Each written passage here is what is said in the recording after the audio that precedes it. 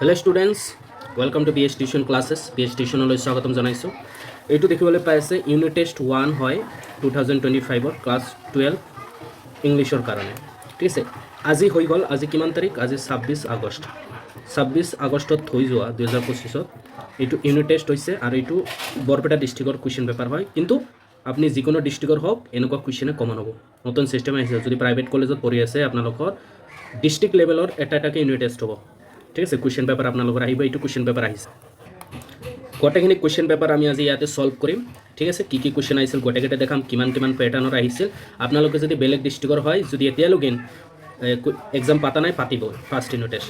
ঠিক আছে, গভৰ্ণমেণ্টৰ পৰা তো ৰেডি থাকিব, পুৰা কুৱেশ্যন পেটাৰ্ণ এনেকুৱাকৈ আহি যাব। ঠিক আছে, তো আমাৰ প্ৰথম কুৱেশ্যনটো তাৰ আগতে ক'ম, যদি আমাৰ চেনেল ছাবস্ক্ৰাইব কৰা নাই কৰি দিব, ভিডিঅ'টো লাইক কৰিব, শ্বেয়াৰ কৰিব আৰু কমেণ্ট কৰি জনাব যে কেনেধৰণৰ ভিডিঅ' আপোনালোকৰ লাগে। ঠিক আছে, তো প্ৰথম কুৱেশ্যন এনেকুৱাকৈ চাব।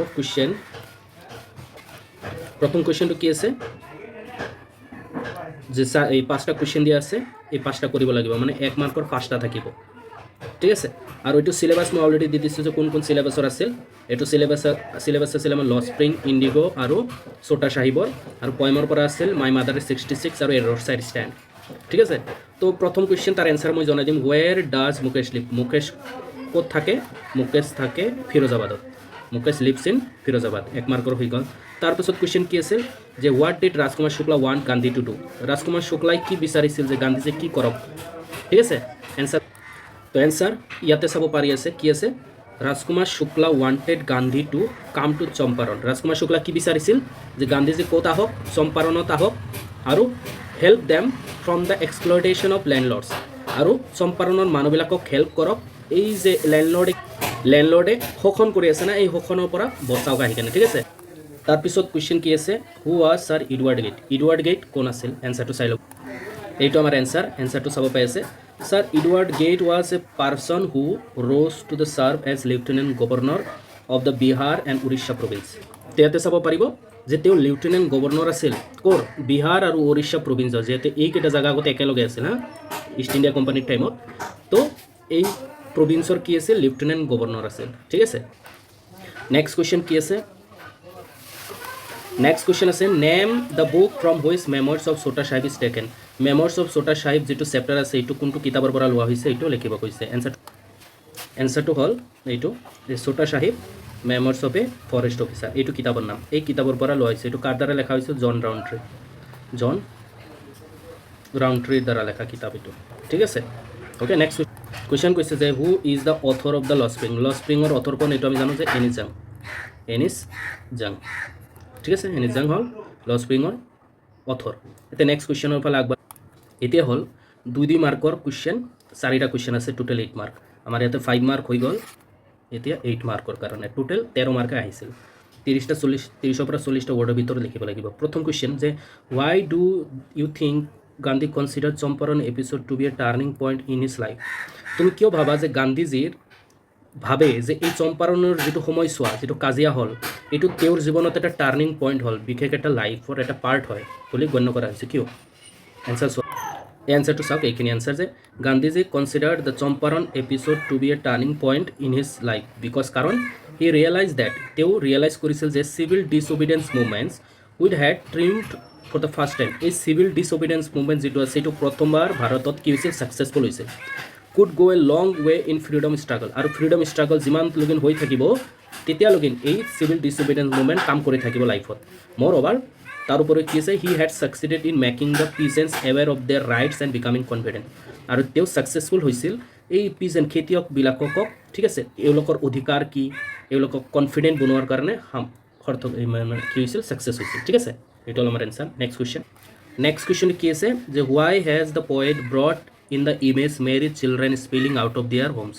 তো চোৱা, এই পইণ্ট যে আছে মাই মাদাৰ এট 66ৰ, তাতে এটা ইমেজ দেখুৱাইছে, কেনেধৰণৰ ছবি এটা দেখাইছে যে মেৰিড চিলড্ৰেন মানে happy children spilling out of দিয়াৰ হোম, মানে জুপিয়াই খেল ধেমালি কৰি ঘৰৰ পৰা উলিয়াই আছে, ঘৰৰ পৰা উলিয়াই খেলিবলৈ আহি আছে।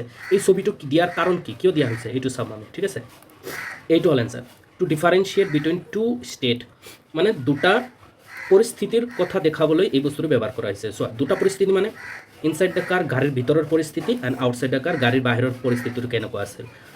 দ্য পয়েটছ মাদাৰ লুকছ পেল, পয়েটৰ মা একদম দুৰ্বল দেখিবলৈ পোৱা যায় আছিল, উইক, লাইফলেছ, মানে ডেড বডিৰ নিচিনা দেখা যাইছিল যিটো গাড়ীৰ ভিতৰত আছিল।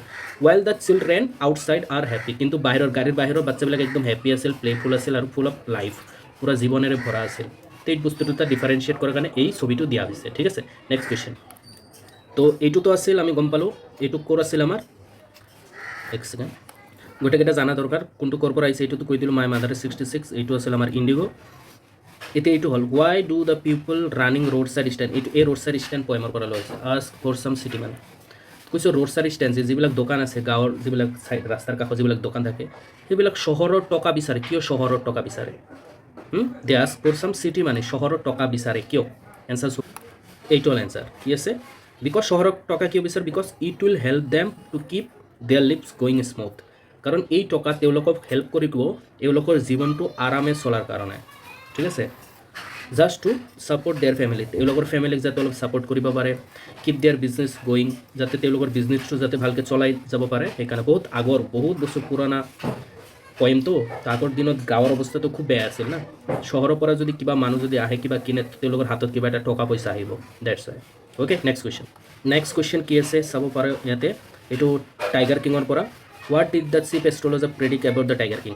তো চিফ এষ্ট্ৰলজাৰ মুখ্য জ্যোতিষীয়ে এটা ভৱিষ্যৎবাণী কৰিছিল, প্ৰেডিক্ট কৰিছিল, আন্দাজা লগাইছিল এবাউট টাইগাৰ কিং, এই ৰজাৰ বিষয়ে। কি ভৱিষ্যৎবাণী কৰিছিল? এইটো ইম্পৰ্টেণ্ট কুৱেশ্যন কিন্তু বহুত, ঠিক আছে। নেক্সট এই এনচাৰলৈ যাওঁ। তো এইটো হ'ল এনচাৰ, কি ভৱিষ্যৎবাণী কৰিছিল।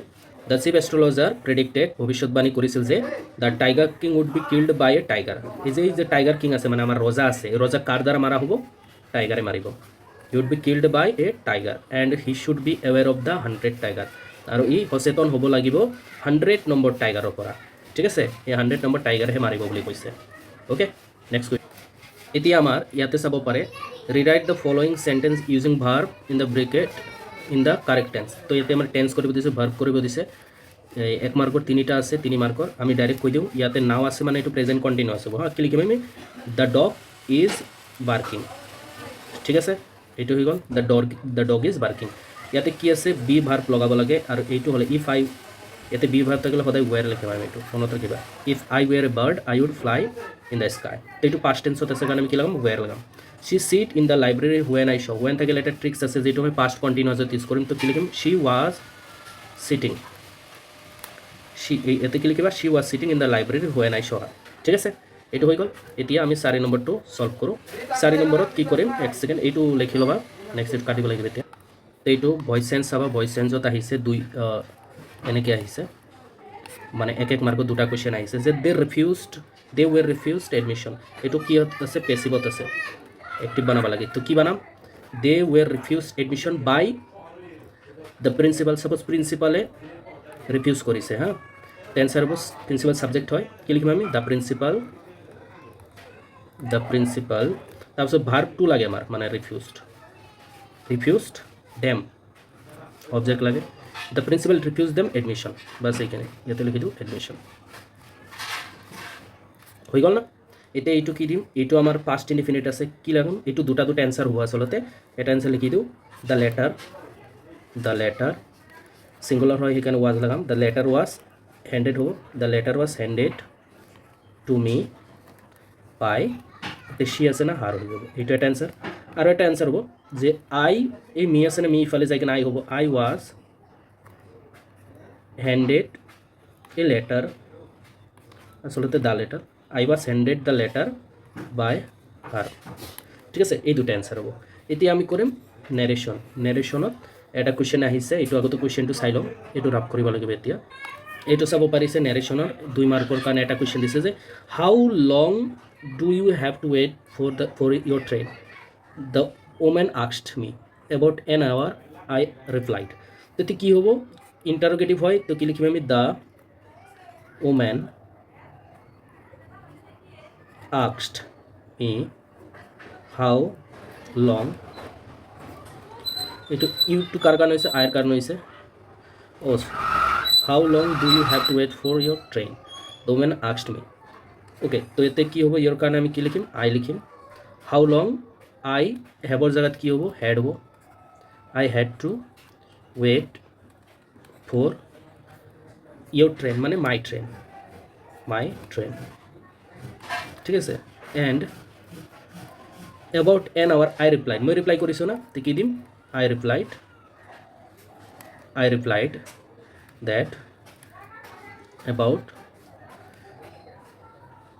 an hour ঠিক আছে এনেকৈ লিখিব পাৰে কাৰেক্ট হৈ যাব এতিয়া আৰু আমাৰ কুৱেশ্যন আৰু আছে চাই লওক এতিয়া কুৱেশ্যন চাব পাই আছে ইয়াতে কি দিছে পোষ্টাৰ মেকিং যে design a poster not more than 50 words of the world environment day কৈছে এইটো টপিক হয় ৱৰ্ল্ড এনভাইৰনমেণ্ট ডে বিশ্ব পৰিৱেশ দিৱস এইটোৰ ওপৰত মানুহক সজাগ কৰি তুলিব লাগিব যে এনভাইৰনমেণ্ট কেনেকৈ দিনে দিনে বেয়া হৈ যাই আছে ঠিক আছে এইটো 5 মাৰ্কৰ মানুহক ধুনীয়াকৈ এটা পোষ্টাৰ বনাই কিনে দেখাই দিয়ে ঠিক আছে তো এইটো মই এতিয়া ধুনীয়াকৈ এটা ছবি আঁকাইছোঁ এইটো আমি দেখাই দিওঁ ঠিক আছে তো ইয়াতে চাব পাই আছে এনেকৈ ধুনীয়াকৈ পোষ্টাৰ মেকিংটো কৰিব লাগিব মই হেডিং দিছোঁ কি দিছোঁ টাইটেল ৱৰ্ল্ড এনভাইৰনমেণ্ট ডে তাৰপিছত কি দিব লাগে শ্লোগান দিব লাগে সেভ নেচাৰ সেভ ফিউচাৰ এনেকৈ আৰু ছাইডত ধুনীয়াকৈ ইমেজ দুটা লগাই দিছোঁ যে সেভ আৱাৰ প্লেনেট এনেকৈ ধুনীয়াকৈ ঠিক আছে তাৰপিছত কি কি ভয় কি মানে কি ক্ষতি হৈছে আগতে এইটোতো লিখিব লাগিব না থ্ৰেটছ অফ এনভাইৰনমেণ্টেল ডিগ্ৰেডেশ্যন কি ভয় আছে আমাৰ সেইটো চাওঁ যে ডিফৰেষ্টেশ্যন হৈ আছে লাহে লাহে গছ গছনি কাটা হৈছে এয়াৰ আৰু ৱাটাৰ পলিউশ্যন হৈ আছে ক্লাইমেট চেঞ্জ হৈ আছে